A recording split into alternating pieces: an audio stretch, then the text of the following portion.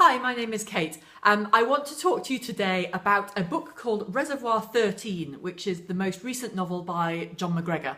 Jon McGregor's first novel, If Nobody Speaks of Remarkable Things, was, I think, Booker shortlisted, certainly won the Betty Trask Prize for Writers Under 35 a number of years ago now.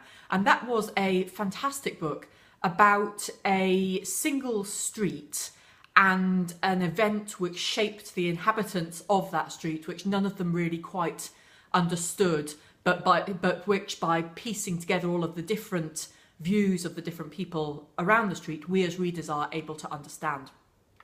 Now, Reservoir 13 is one of the few books that I have pre-ordered recently. I was so excited about it coming out.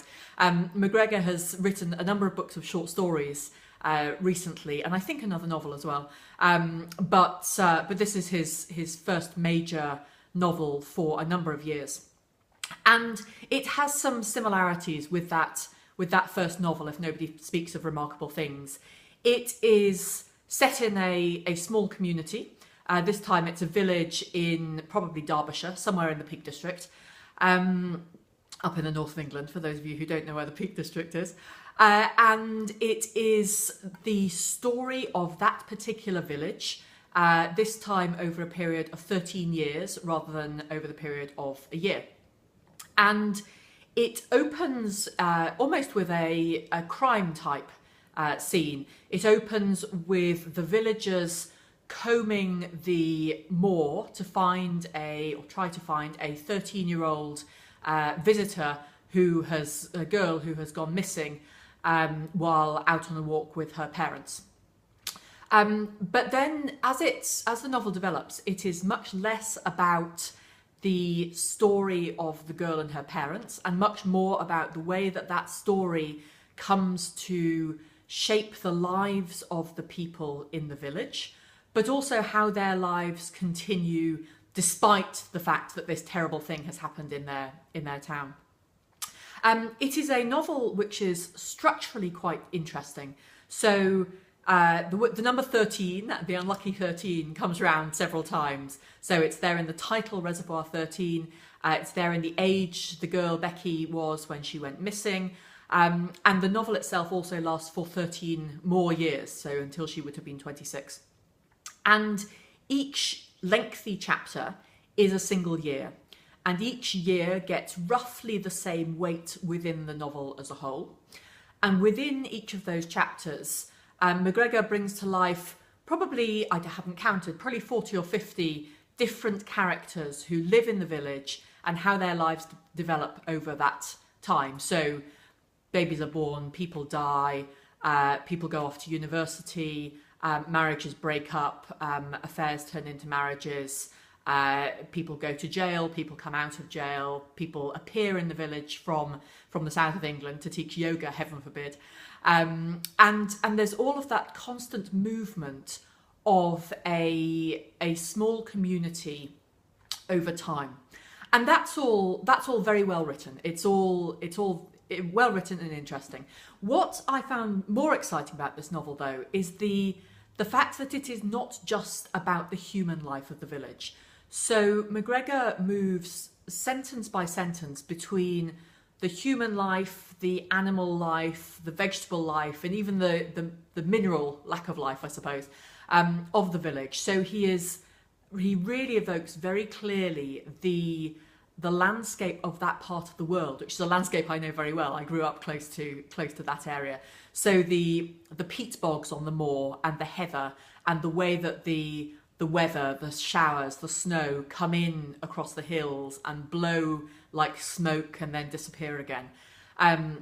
He depicts that through all the seasons of the year, and he talks about all of the farm animals, which are a large part of the lives of the people who are living in this community, but also the foxes in their holes, the badgers in their sets, the fish in the river, the butterflies that come out each year.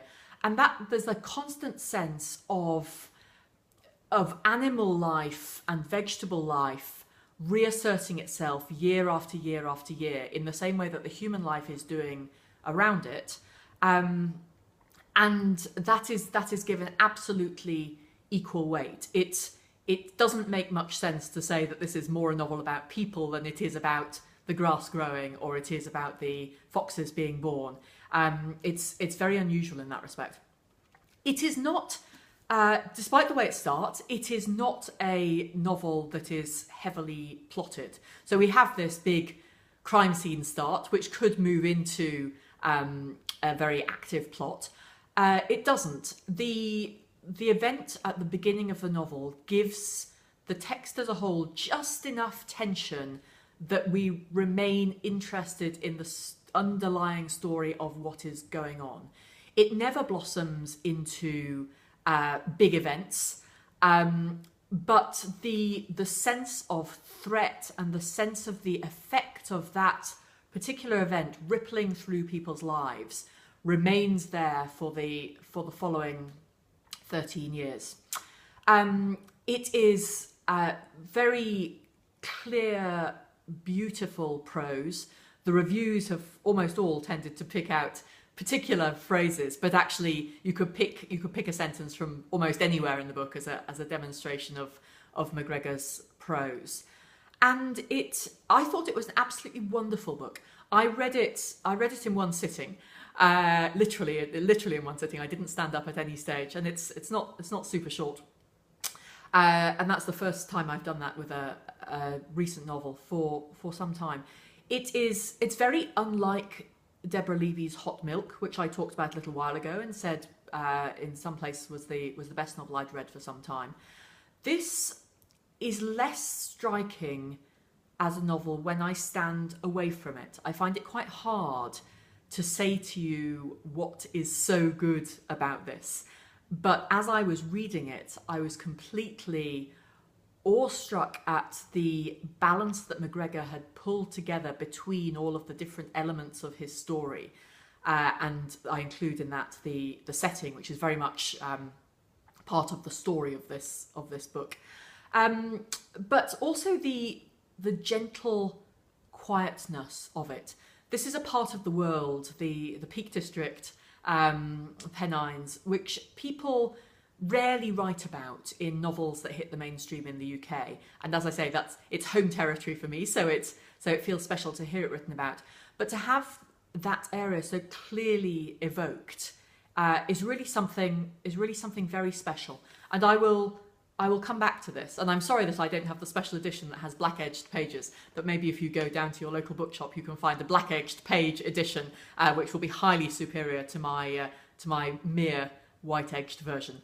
So Reservoir 13, Jon McGregor, I highly recommend.